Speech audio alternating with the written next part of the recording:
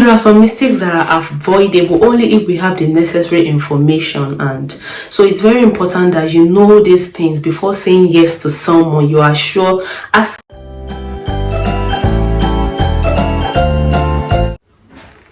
Hi guys, welcome back to my channel. I hope you're doing well, keeping safe wherever you are.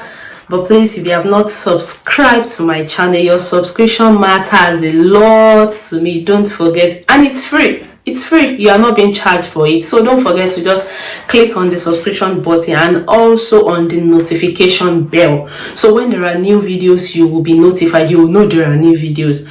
And thank you so much for those who have been watching my video, always watching and watching. Thank you. I do not take you for granted. I really appreciate it. And also, please feel free, when you have enjoyed my video, when you have been enlightened and all that, don't forget to also help me share this video on your social media platform. I really appreciate that. So my last video was I talked about relationship, the will of God, husband, your courtship issue and all that. And on today's video, I'm still going to be talking about relationship. But what I will be talking about today is things that you should consider before saying yes to someone, accepting someone's proposal. So don't just settle for anything or anyone, no matter how tempting the person may look like, or no matter how tempting the person may make it look like. You should still ask yourself these questions and be sure it is the person you actually want to spend the rest of your life with. As a child of God, as a believer, so number one thing you want to consider is this person God-fearing? Is he a child of God? Is he God-fearing? Well, anyone can claim to be a child of God, but not everybody, reference or fears God. So you want to be sure that someone because Bible even makes us to understand that we should not be unequally yoked together with unbeliever as a believer. So when you want to settle for someone, marrying a believer is the only option for you. You have no option. You have no business marrying someone who is not God-fearing, who is not a child of God. It is not because someone loves you, like a man or a woman loves you, that wouldn't make them to cheat on you later in life, or that wouldn't make them to be dishonest or tell you lies. But it is when someone fears God. Every healthy relationship, the foundation is built on trust. If the trust, honesty is not there, then there is no basis for any relationship or or saying yes to someone. So you want to be sure that this person is God-fearing, this person really fears God, because later in life, the looks wouldn't matter again. The attractiveness, whatever it is that has attracted you to the person, wouldn't matter again. But what will matter is the person's character and all that. And as human being, our human nature, there is nothing good in the human nature, in our natural self. It is when you have the fear of God in you. It is the fear of God in man, that makes us to tell like the human nature is dishonest and nothing really good about the human nature. But when Christ dwells in you, that is when something good can come out of you. So as a believer, you are marrying someone that is God-fearing, nothing less than a God-fearing man or woman. It is non-negotiable. And the second thing you also want to consider is, do you share similar values with this person? So what do I mean?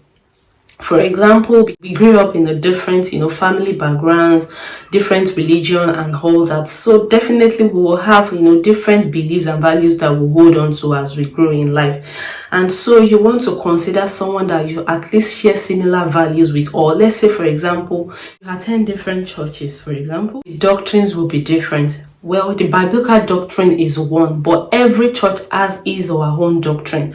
And so someone that maybe you're not attending the same church will definitely have different doctrinal beliefs and all that. So you want to talk about these things. You don't just want to gloss over it. If not talked about, it can cause complication in your relationship. So it's even only religion values, we have cultural values, or family values, whatever value, you should talk about it. So when you have similar values, you are likely to have less disagreements. The relationship will behave conflict and unnecessary disagreements, and also you are likely to understand each other. Very important. Similar values. Be sure that you have values in common before settling for someone. Don't just settle for anyone. Grow up differently. Definitely the things we value will be different, most likely. Sometimes they may be similar, but we should still talk about these things so that to avoid unnecessary problems. The third one you also want to consider is, does it show maturity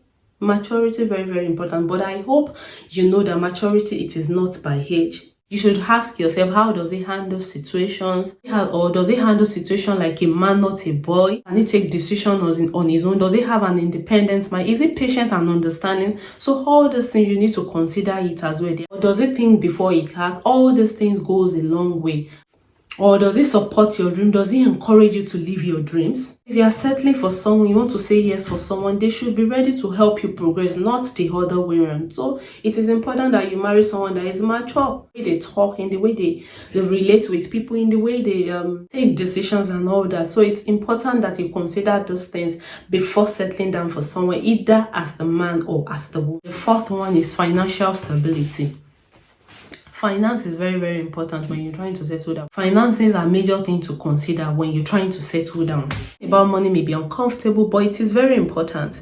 Because the home, to keep the home running, to pay bills and all that, you need money. So you should be ready to talk. You must talk about these things in mind. You do not necessarily have to be rich, but you must be able to take care of yourself and your basic needs. So your fiancé must be financially stable, and you also must have a source of income. Financial challenges can lead to a lot of stress in marriage. I'll say you don't have to be rich, but at least have something that you can, that can take care of your needs, both of you, and also the children you'll be bringing to the world and all. And even in marriage, money makes the relationship sweeter. So before you say yes to someone, before you agree to marry someone, be sure that there is a source of income, a stable source of income that will keep both of you going, both of you moving forward. And yes, I know that you may not have much as you're starting, but at least have something that you can plan on when it comes to your finances. Both of you have something you can plan, and especially the man, you should have a stable source of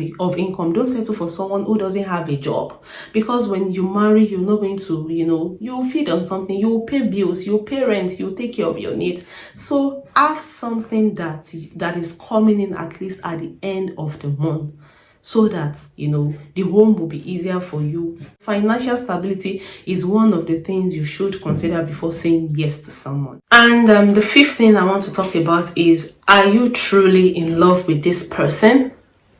Are you truly in love with this person? Love is thrown about everywhere these days, but are you really in love? But are you in love for real with this person? It is important for your partner to want you as much as you want them. It shouldn't be one-sided. It should be mutual thing. The love should be mutual.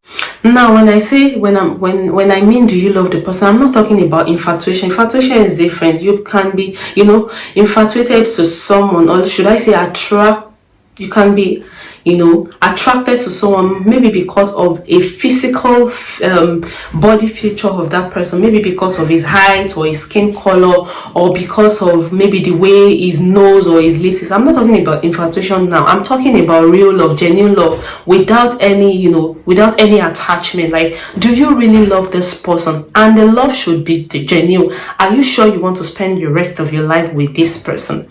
Be sure, be true to yourself, follow your heart, follow your mind, follow your instinct, know what your mind is telling you. Ask yourself this deep question: do I really love this person? Be sure that the desire to be with this person, the desire to spend the rest of your life with this person, is genuine, and it should be mutual. As I've said, it should not just be the other person that is desperate to be with you, but it should be from both ends. The genuine love, the genuine affection, wanting to be with each other should be from both ends, not one-sided. So be true to yourself. Ask yourself if truly you are in love with this person. And the last thing I want to talk about is that you should also consider is, are you ready? Like, is the timing right? Because sometimes, I realize that when most proposals, most of the time, usually come from the man.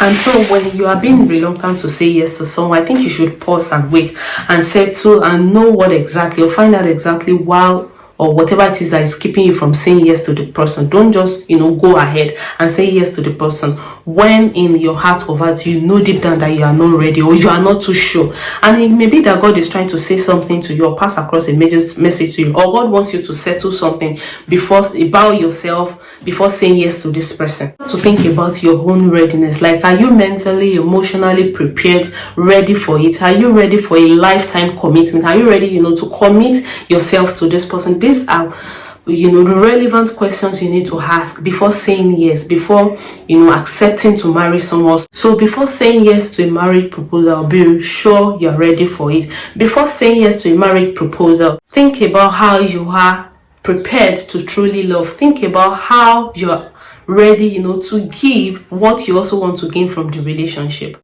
And I hope you know that, marriage relationship is not just about you, it's about what both of you can give to gain at the end in the relationship. So all these questions are very, very important. Don't just say yes without being sure of what you're getting into. Consider these things. Number one, is it God-fearing? Number two, do you share similar values? Number three, does he or she show maturity? Number four, financial stability, very, very important. And number five, do you truly, for real, you love this person?